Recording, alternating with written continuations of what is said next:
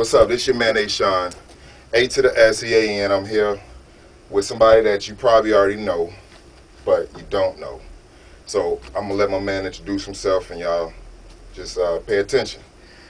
My name is Zachariah Wise. I'm the CEO of Depth Charge Studios in Alexandria, Virginia, and also the CEO of Team Demolition Productions, aka Team Demo. We've produced for various artists, including Obi Trice, Illa G, and the big thing that we got going on right now, Wale and 50 Cent. We did a track on 50's upcoming album. That's what's up. Y'all probably didn't notice, but my man right here, I just basically met him like 4 or 5 days ago and found out all this crazy stuff about him. And I was just intrigued. And normally I try to do up-and-coming artists and spotlight up-and-coming artists, but dude, you got the flavor, man. Right. I went to the site.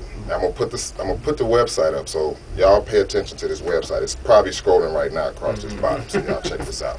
So, in any case, yo, Wise, I appreciate you, man. Thank you for letting me come to your studio. My pleasure, man. We've been chopping it up for the past couple of days. Yes, we have. Hours and hours. Yeah. So, tell me what's your latest project you got coming up now? The biggest thing we've been focusing on, obviously, the 50 Cent thing just happened. Right. That was. We've been working with Shady Interscope for like 4 or 5 years. Okay. We're real tight with Riggs Morales up at Shady, and so he's been giving us a lot of stuff. I did. We did a remix for Eminem. We did a remix for Stat Quo. We did a joint for Obi Trice right before he got dropped. Right. Things are just, we've been doing a lot of work with them, but nothing was ever really coming. We were heavily involved in the development of this kid named Axe, who's from New York. He had won like Mike Fight 10 straight times, and that was like Riggs's pet project, and he would send him down here to us.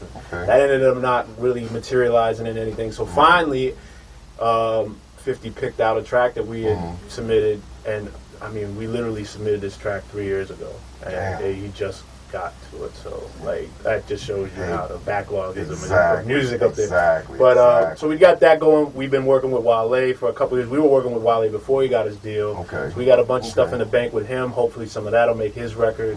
If it doesn't, I own it all. So if it doesn't, and he blows up, you might get a Wale album from me. Right, so be on the lookout. Right, yeah, like, because I own it all, so it's not, and trying to think what else. See, now that tells you how accredited this cat is. I mean, dude, before you even continue on to that, I really want to hit this topic, man. You see a lot of young cats that really want to come up in the business. They want to do, this and that. They see the videos, they see, the concerts, they go to the club. What advice, from your professional and long-term, experience, what do you advise these kids that's out here now? What should they do to, kind of make a name for themselves, how to get their name out there? Well, the first thing I would say, I guess we'd have to start from the beginning, and the beginning is that if you're doing this because you're trying to get fit, you want to be rich. There are other directions I could point you where you could probably have a better chance of getting rich. It was hard enough 10 years ago, 20 years. It's always been difficult. But this business is shrinking. We've been speaking about this. This business is shrinking tenfold, and we're all crabs in a barrel fighting for what's left of this pie. And so we need to, so if you're just now getting into it, if you're not doing it because you love to do it and you would do it for free, don't just stay out. Stay out of the business. And the second thing I would say is be patient. I get a lot of cats because Depth Charge Studios is, of course, a commercial recording facility.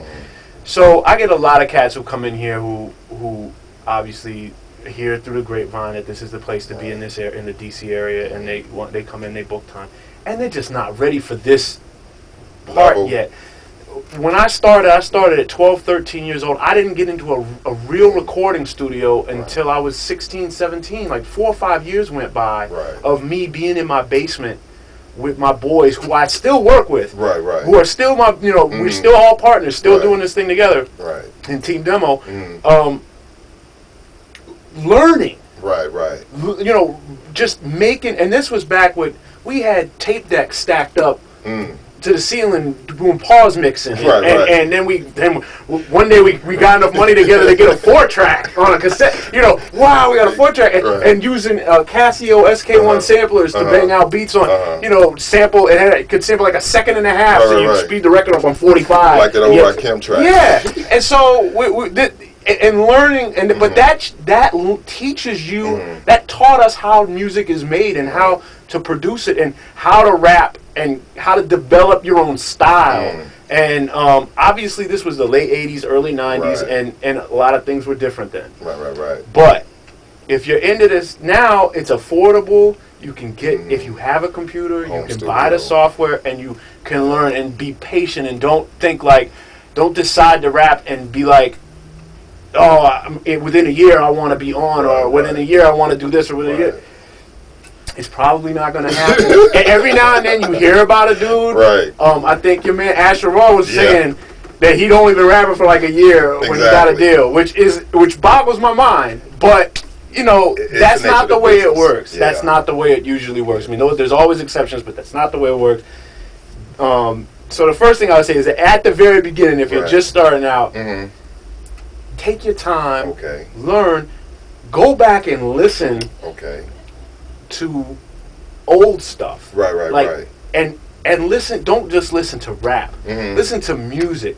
Because you, as a kid, I didn't, as a kid, you may not understand, or as you're being young, why listening to Stevie Wonder would help you in your rap music. But that's exactly what hip-hop needs. Not for you to be singing, or whatever if you can't sing. Not for you to be putting auto-tune on your voice or anything like that you can't sing, but listening to the way real songwriters and the way real producers put music together, and you need some context. You need, my friend, one of my best friends, Nikki Jean, who I've spoke about at length with you, she once told me when I'm in my 30s now, when I was in my late 20s, she once told me, she's like you've listened to enough, you shouldn't even be able to get into this game as a producer until you're in your late 20s, because you haven't had enough time to listen to enough music yet.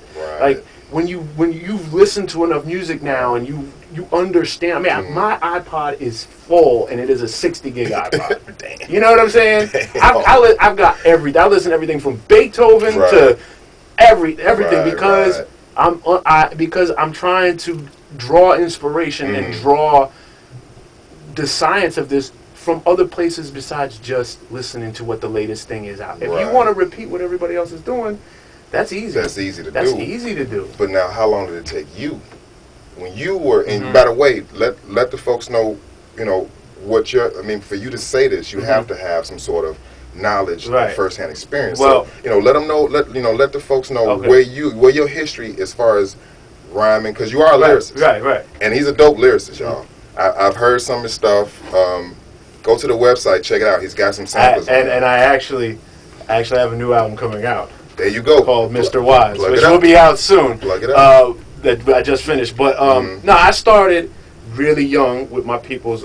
Give them a shout out. DJ Dowtone, J. Cosell, JD Experience, my man Mooch, Lord Digger. They're all my partners in Team Demo. We all work together. But